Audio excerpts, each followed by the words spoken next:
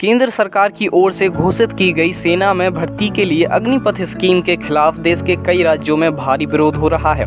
बिहार राज्य में तो ट्रेन्स को भी जला दिया गया है और ऐसे ही कई राज्यों में बहुत ही ज़्यादा जनहानि हो रही है।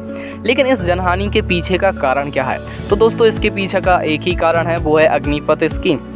लेकिन अब ये अग्निपथ स्कीम क्या है, तो आइए जानते हैं। देश के रक्षा मंत्री राजनाथ सिंह ने 14 जून को अग्निपथ योजना की शुरुआत की थी।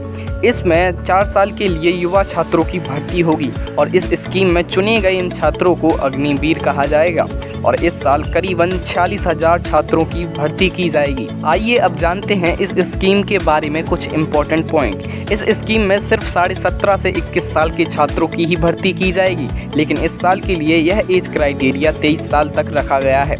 टोटल 46,000 छात्रों को आर्मी, नेवी और एयरफोर्स में इस साल भर्ती किया जाएगा। इस स्कीम के तहत छात्रों को सिर्फ 4 साल तक ही सेना में रखा जाएगा। उसके बाद 25% छात्रों को सेना में आगे तक लिया जाएगा, लेकिन बाकी के जो बचे 75% छात्र हैं उनको रिटायरमेंट दे दिया जाएगा।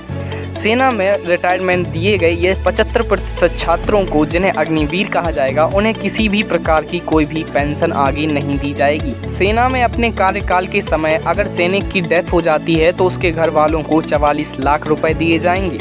ट्रेनिंग के दौरान छात्रों को कुछ स्किल्स भी सिखाई जाएंगी, जिसमें उनको सर्टिफिकेट भी मिलेगा, जो हो सकता है उनके आगे आने वाली अपॉर्चुनिटीज़ में उन्हें हेल्प कर। जॉब के दौरान सैनिक 18.2 लाख रुपए तक का बैंक लोन भी ले सकते हैं। तो ये थे इस योजना से जुड़े कुछ इम्पोर्टेंट पॉइंट्स। अब जानते हैं कि यह योजना हमारे देश में लागू क्यों की गई है। इस योजना को हमारे देश में लागू करने के पीछे के कई कारण हैं। जैसे हमारे सैनिकों की एवरेज एज 32 ईयर्स है, जो कि ज़्यादा है, लेकिन इस योजना के बाद यह एवरेज एज कुछ समय में घटकर 25 साल तक हो जाएगी। सरकार जो करोड़ों रुपए सैनिकों के रिटायरमेंट के बाद उनको पेंशन देने में खर्च करती है, उनकी भी बचत की जा सकेगी।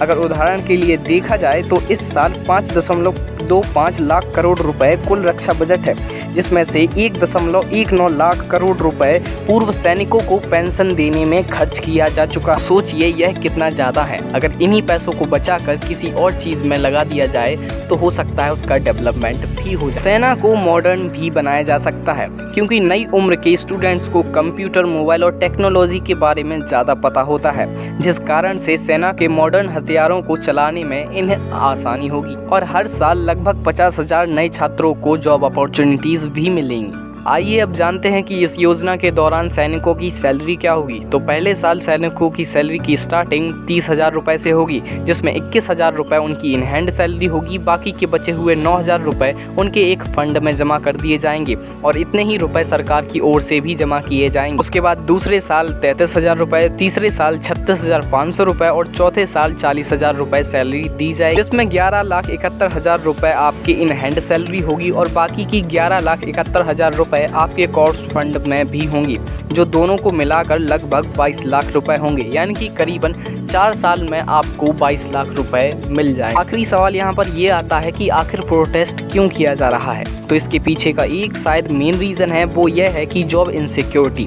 क्योंकि 4 साल तक तो यह अच्छे से काम करेंगे, लेकिन फिर 4 साल के बाद इनका क्या होगा? क्योंकि 4 साल के बाद ये जो 75% छात्र हैं उनको रिटायर कर दिया जाएगा, उसके बाद इनको कोई पेंशन भी नहीं मिलेगी। तो फिर ये क्या करेंगे? क्योंकि जिस वक्त वो पढ़ाई कर रहे थे, कुछ सीख रहे थे, उस टाइम पर तो इन्होंने अपने देश की रक्षा के लिए वो समय दे दिया, तो फिर अब इनका क्या होगा?